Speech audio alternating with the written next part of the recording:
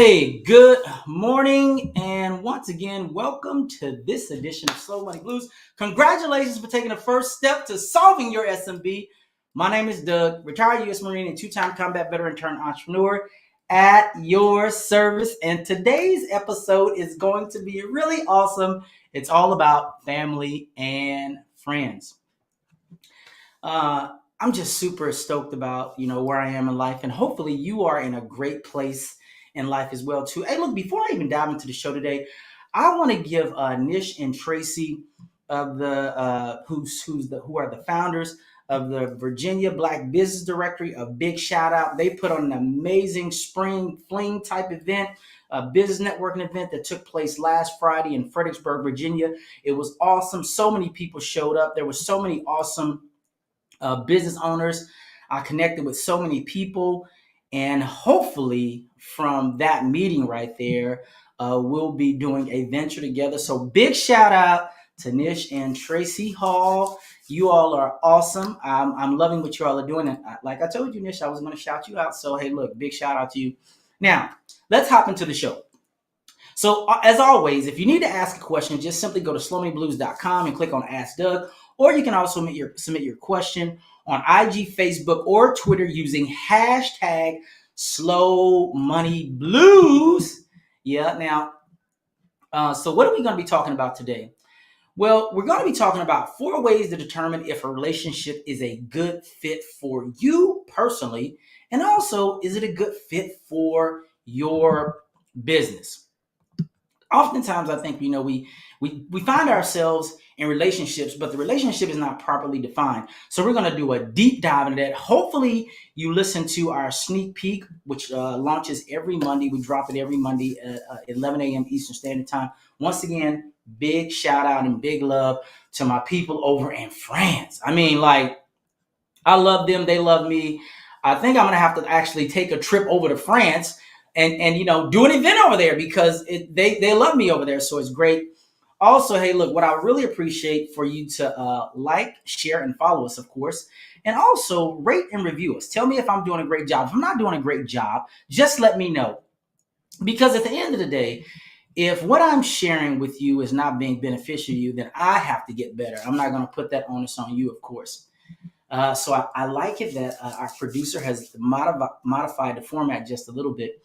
And there's 3 questions that I'm going to ask you every week. 3 questions. Of course, it's going to be a poll question, but these are the 3 questions. The first question is this. Did you do your homework? Now, last week's homework was really simple. The only thing you were supposed to do is share a post on your social media profile about a project you are currently working on.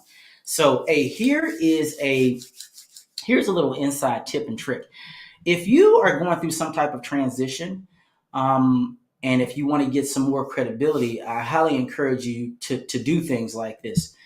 Post first of all, if you're an entrepreneur, a mompreneur, a dadpreneur, solopreneur, or if you're a small business owner, or even a startup, I will go to my LinkedIn profile and go down to the bottom where it talks about projects. Click on project and talk about the projects you're currently working on. Believe it or not, a lot of people may be interested, particularly if that particular project is solving a big problem or even a small problem or even a local problem, local being defined as anything that is currently in your zip code. So do that. Now, this is the best part. Well, not the best part, but it's one of the best parts of the show. Did you say your morning mantra? I promise you, there's nothing like looking in the mirror and saying your morning mantra to yourself. It should be the reason why you exist. It's kind of like your purpose, okay? It's kind of like your mission statement. And so if you didn't say it, I want you to say it with me. I, state your name, take 100% responsibility and accountability for my life and actions. I refuse to blame others for my decisions. If I do, I give away all of my power, authority, and promises given to me by God. That is so powerful because one of the things that we love to do is we always like to look out the window. And when you look out the window, I promise you, you will see them. And the them are the people who are stopping the you.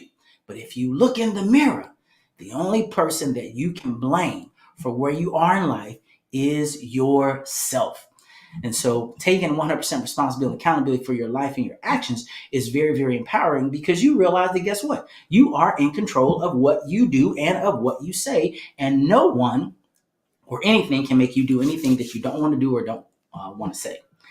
So, as I said before, hopefully you listen to our sneak peek, which drops on every Monday at 11 a.m. And like I said, I'm really excited about this because, relationships are a tricky thing, but I promise you I'm going to give you some great insight on how to use these 4 things to determine if you're going to have how to get into great relationships and stay in great relationships and also maintain those great relationships. But as always, we have to pay the bills around here. So as always, the people that have been riding with us, there are ride or die sponsors, LIINKY.com and BIGNETDOMAIN.com. Listen, if you are an entrepreneur, if you are a solopreneur, all right, if you're a mompreneur, a dadpreneur, or a startup, and you're going to be going to some type of networking event, or if you just say, I'm really not a big techie, well, we have a solution for you. If you go to LIINKY.com, it's one link where you can create endless possibilities with this one tool. I'm not kidding. Go there and get a free trial account. Actually, you can get a free account for life. You just don't get all the bells and whistles and stuff like that. It's connected to YouTube and Spotify and TikTok. And you can integrate all of those things in one place under one hood. Also, what if you're doing a strategic book launch or a new website or a social media site, or maybe you want to just educate people on something? It's the super cool platform. Like I said, one link, endless possibility. That's LIINKY.com. That's spelled LIINKY.com. Now, I can't believe, and I always say this, and it sounds like I'm a broken record. If I sound like a broken record, it's because I'm really talking to people that are non-techies. So I know people still have this dilemma of building a website or doing a blog. Well, if you go to BigNetDomain, I promise you they can help you out. They're open every day of the year. They never shut down unless it's something that's catastrophic, right? But other than that, they're always open. So go to BigNetDomain.com. You can get email marketing, e-commerce. If you wanted to open like your own online store and sell products and services, you can do that. You can actually do scheduling on there. Also, they have hundreds and hundreds of already pre-made sites based on your genre that you're actually in. So if you check them out today, use promo code BIGNET and you'll receive a savings at checkout. And I'm super stoked about that. Now, let's continue to move on. So this is the poll question for the day. Do you have toxic family and friends? And the answer is simply yes, no, or it depends. Do you have toxic family and or friends? Yes, no, or it depends. Love for you to participate in this survey. I think I'm going to drop that survey also on LIINKY, so you can actually, not on LIINKY, but on LinkedIn. So in case you are just joining us live and you didn't have an opportunity to listen to the sneak preview, it goes a little something like this. So, but this is really a true story, because this year, my family and I will be celebrating a family reunion. And like many people, you probably put everything on pause because we were in the pandemic. And now that, at least the majority of the country has been vaccinated, or, we have all of these tools at our disposal to make sure we can stay safe, like our family and so many other families, we're going to start getting back together again, which is going to be super duper awesome. Now, this is what I know. Family reunions are typically a time to catch up, create awesome memories, and introduce the next generation to one another. And that sounds like a really, really awesome and good time, right? But let's get personal. I, just like you, want to believe most family reunions are really like this. However, chances are, if your family is anything like mine, the reality is that they're just simply not. And so this is what I do know about relationships. It takes hard work to maintain healthy, productive, and enriching relationships, which subsequently and consequently why we have friends. Cool. So now let's go back up to our main points and let's talk about 4 ways to determine if a relationship is a good fit for you. Disclaimer, because I don't want to get emails or Twitters or text messages and saying, hey, well, what are you really trying to say? Well, families are permanent. You did not get to choose your family. And what I mean by that is your birth family. So, however, you may have gotten an opportunity to choose your extended family. But I'm going to use like the definition like the textbook definition of family, that means that these are your blood birth parents, your blood birth siblings. You have the same mother or you have the same father. So you are family. There's nothing that you can do to not be a family member with them. You can say, well, I want to divorce him, but that's, even if you look at it just, scientifically, if we looked at the DNA, we would find out that you, in fact, are family members. You are, in fact, siblings. Okay, you're related by blood. So that's the big disclaimer. That's the textbook definition. So really what I'm talking about is I'm talking about these other relationships that we allow ourselves to get in and become a part of. So what is the first way to determine if a relationship outside of your family is a good fit?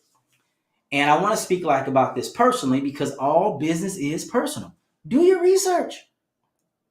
When you want to get, let's just say in a dating context, if you were going to date someone, right? You would probably do some research on them. You would probably most people, they just kind of Google people these days, or you would social media them too. You'd be like, give me that name. Once you get that name and that number, and because of all the data and all of the analytics and how connected we are, and how we've given all these big companies all kind of access to just crawl our phones. It's not scary. Trust me, it does happen. When you put a phone number in, if you give them access to your contacts, once you search them, like on some social media platform, Instagram, Facebook, Meta, or TikTok or WhatsApp, they're going to probably come up. And if they are a professional, if they're a business owner, if they're an entrepreneur or startup, chances are they have a LinkedIn profile, and you can just search them and they're probably going to pop up right to the top.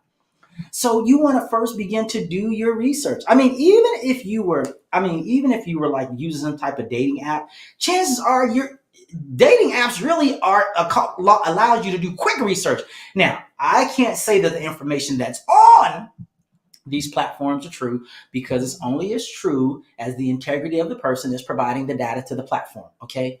But what is my main point? My main point is do your research. And once you do your research, you may find out that, guess what? It's a red flag right off of the bat. Now, I will tell you that I will not allow myself to be in any relationship with anyone that I do not trust.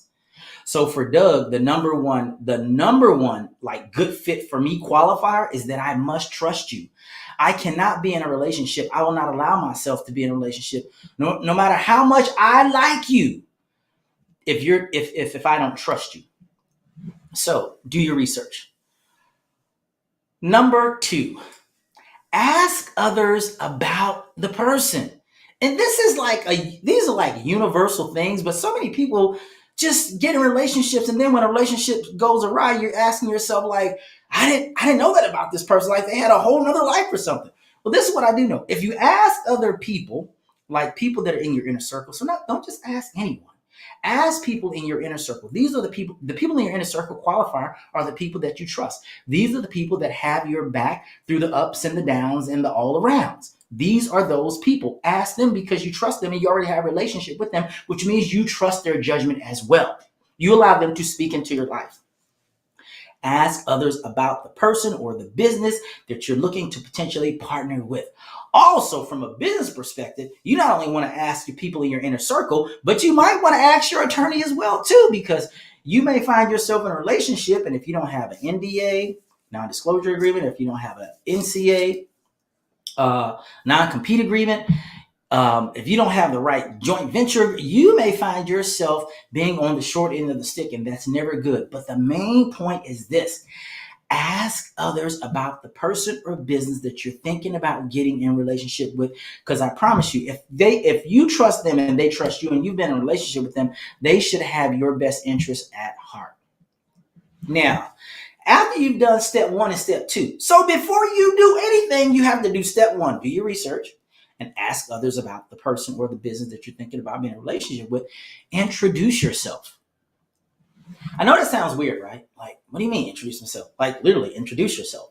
So as an example, the event that I went to last Friday, which was a great event, and I met so many people. And when I go to an event, I really like to get a picture with the person so I can, have a reference. And then I like to really engage them in conversation and find out what was their inspiration for starting their freedom venture, right? Because if you remember now, this podcast, although we look like we talk about money, if you go to if you go to our website, it's always about freedom of money, right?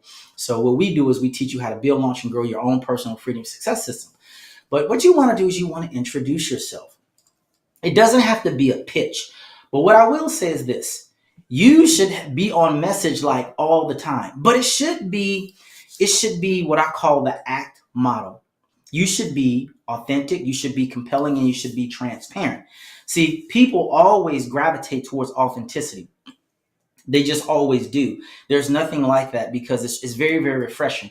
Don't be a fake or don't be a phony or don't be a fraud. Just be yourself, but introduce yourself. Now, chances are when you go to if you're going to like some new event and you're meeting a lot of people, you may not be able to do your research, like do your research and ask other people about the person. So we've kind of gone through that before. You may not be able to do those things. So the introduction may be the first part, and then after you do your introduction, then maybe you have to go back and do steps 1 and 2, right? But introduce yourself.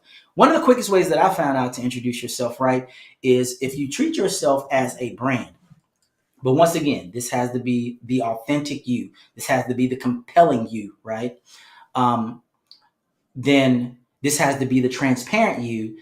Then when you come across the people, they'll be like, oh, you're just like what was presented in your profile, whether it's on social media, on your website, or whatever digital outlet that you happen to be using. I'm just mentioning some of the big ones, right?